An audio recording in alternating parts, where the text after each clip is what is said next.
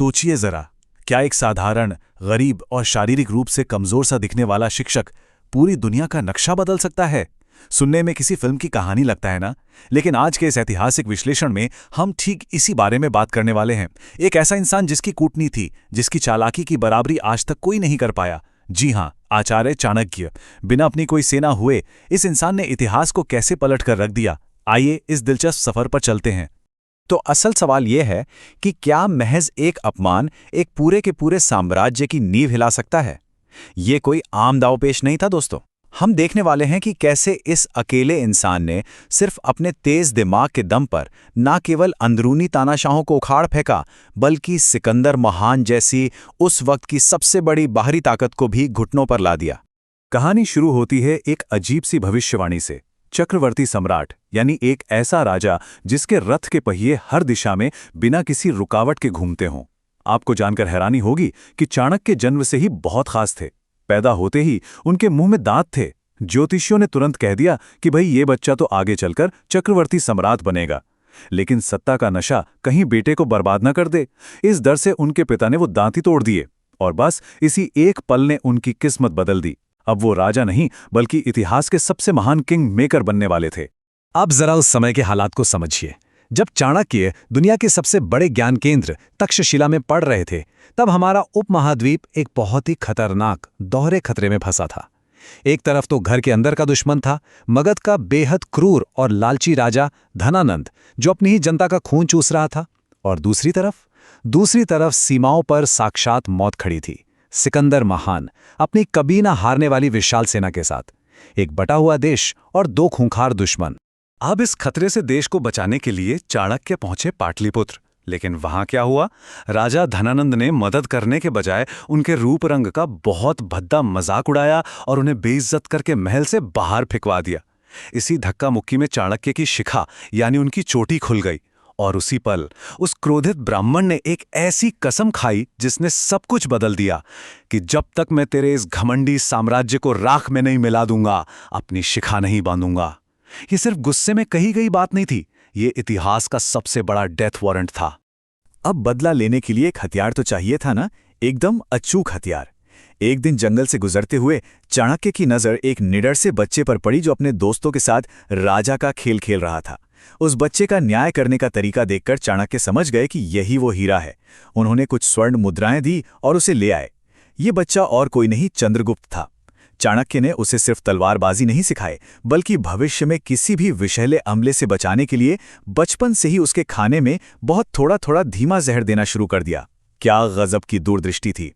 खैर, मगध को जीतने से पहले बाहरी खतरे यानी सिकंदर से निपटना जरूरी था। और यहां चाणक्य ने जो किया वो मनोवैज्ञानिक युद्ध की एक अद्भुत मिसाल है। बिना एक भी तलवार उठाए उन्होंने सिकंदर की उस अजेय सेना के दिमाग से खेलना शुरू किया। अपने जासूसों के जरिए अफवाहें फैलाईं कि भारत के देवता उनसे नाराज हैं। उनके पीने के पानी में धीमा जहर मिला दिया, जिससे सैनिक रहस्यमयी तरीके से बीमार पड़ने लगे। और तो और मगध की सेना कितनी विशाल है, इसकी डरावनी खबरें लीक करवा दीं। और इस रणनीति का अंतिम प्रहार था एक नंबर, 6000। सोचिए, चाणक्य ने यूनानी सैनिकों के दिमाग में ये खौफ भर दिया कि नदी के उस पार मगध के 6000 खूंखार, खून के प्यासे जंगी हाथी उनका इंतजार कर रहे हैं। मौत और उन राक्षसी हाथियों का डर इतना हावी हो गया कि सिकंदर के उन सैनिकों ने आगे बढ़ने से साफ मना कर दिया, बगावत कर दी। नतीजा, सिकंदर को अपनी सेना के साथ वापस लौटना पड़ा। तो बाहरी खतरा तो टल गया। इसके बाद चाणक्य और चंद्रगुप्त ने सीधे मगध की राजधानी पर हमला बोल दिया, लेकिन वो बहुत बुरी तरह हार गए। जान बचाकर जंगल में भागते हुए भूखे प्यासे चाणक्य ने एक बूढ़ी औरत को अपने बच्चे को डांटते हुए सुना। बच्चा गरम खिचड़ी के बीच में हाथ डालकर उंगलियां जला रहा था। उस औरत ने कहा, तुम भी चाणक्य की तरह मूर्ख हो, खिचड़ी किनारे से खाओ, बीच से नहीं। ये देखिए, ये चाणक्य के लिए बहुत बड़ी सैन्य सीख थी। सीधे राजधानी पर हमला करने के बजाय पहले दुश्मन की सीमाओं को काटना चाहिए। अब अपनी रणनीति बदलते हुए चाणक्य ने कुछ बहुत ही रहस्यमयी और खतरनाक तरीकों का इस्तेमाल शुरू किया। इनमें से एक थी विष कन्या। अर्थशास्त्र में इस बात का जिक्र है। इसमें खूबसूरत अनाथ लड़कियों को बचपन से ही जहर की हल्की हल्की डोज दी जाती थी, जब तक कि उनका पसीना या उनकी छुअन जानलेवा न बन जाए। चाणक्य ने इन्हीं विष कन्याओं का इस्तेमाल धनानंद के साथी राजाओं और सेनापतियों को बिना किसी शक के खामोशी से रास्ते से हटाने के लिए किया। अब सीमाओं पर कब्जा शुरू हुआ। चाणक्य और चंद्रगुप्त की सेना ने शानदार छापामार युद्ध कौशल का इस्तेमाल किया। उन्होंने पहाड़ी राजा पर्वतक से हाथ मिलाया। धनानंद के हाथियों को फंसाने के लिए जहरीले कांटों वाले गुप्त गड्ढे खोदे गए। जासूसों ने महल के अंदर ही मंत्रियों के बीच शक के बीज बो दिए और फिर एक लंबी घेराबंदी करके पाटलिपुत्र का राशन पानी पूरी तरह बंद कर दिया गया। शहर अंदर से टूट गया और आखिरकार महल के दरवाजे खोल दिए गए। और फिर आया वो पल जिसका सालों से इंतजार था। इतने सालों का संघर्ष, वो अपमान, वो सारी रणनीतियां सब कामयाब हुईं।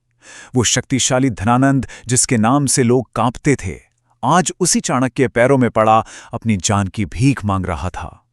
अपना वचन पूरा करते हुए चाणक्य ने आखिरकार अपनी वो खुली हुई शिखा वापस बांध ली।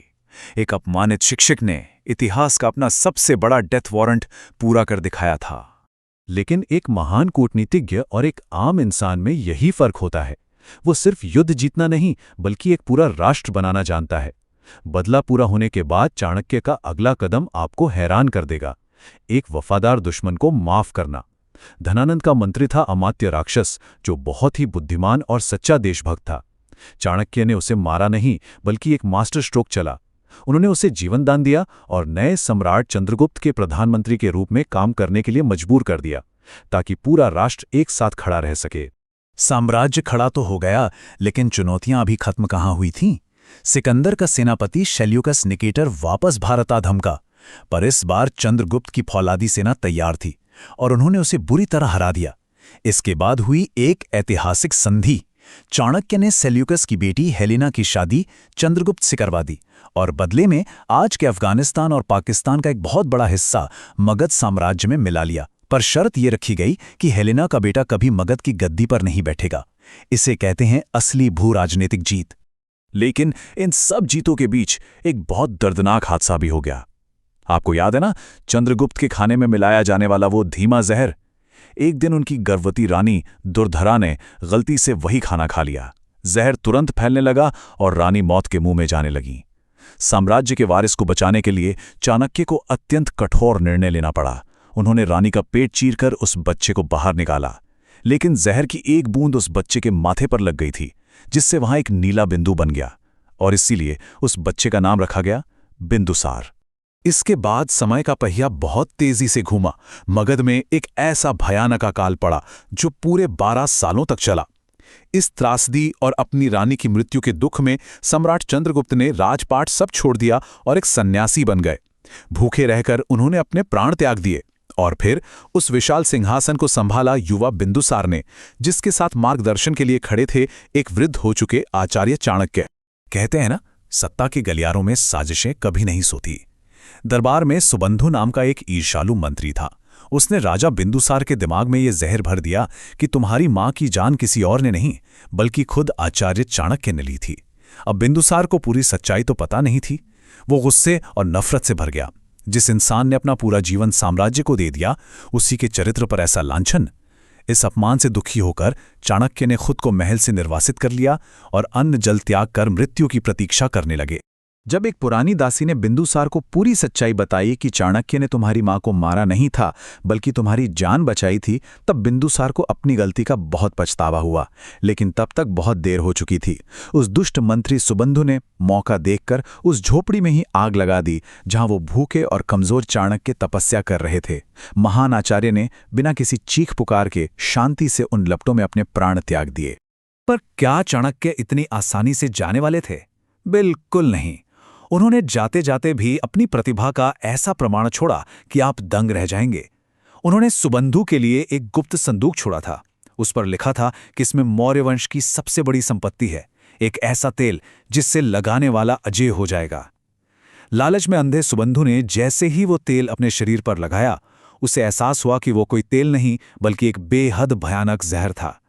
चाणक्य ने अपनी चिता से भी अपने हत्यारे को न्याय के कटघरे में खड़ा कर दिया। अपनी मृत्यु से ठीक पहले चाणक्य ने अपना आखिरी दांव भी चल दिया था। सुबंधु की मौत के साथ ही चाणक्य का एक पत्र सामने आया जिसने उस पूरे षड्यंत्र का पर्दाफाश कर दिया। और उस पत्र के अंत में चाणक्य ने एक भविष्यवाणी की थी। उन्होंने लिखा था कि मौर्य वंश का असली सूर्य अभी उगना बाकी है, बिंदुसार का वो उग्र और निडर पुत्र जिसे भविष्य में पूरी दुनिया सम्राट अशोक के नाम से जानेगी। तो इस पूरी चर्चा के बाद हमारे सामने क्या सवाल बचता है? जब विचार और बुद्धिमत्ता साम्राज्यों से भी ज्यादा लंबे समय तक जीवित रहते हैं तो कैसी विरासत तैयार होती है? एक ऐसा शिक्षक जिसका रंग रूप देखकर मजाक उड़ाया गया था, जिसकी कोई हैसियत नहीं थी, उसकी रणनीतियां आज 2300 साल बाद भी दुनिया भर की कॉरपोरेट कंपनियों और खुफिया एजेंसियों का मार्गदर्शन कर रही हैं। यह इस बात का सबसे बड़ा सबूत है कि असली ताकत शरीर में नहीं, इंसान की बुद्धि में होती है। शायद इस कहानी को जानने के बाद हम सभी को कम से कम एक बार चाणक्य के अर्थशास्त्र को जरूर पढ़ना चाहिए। इतिहास के पन्नों से निकली ये सीख हमें आज भी बहुत कुछ सोचने पर मजबूर कर देती है ना?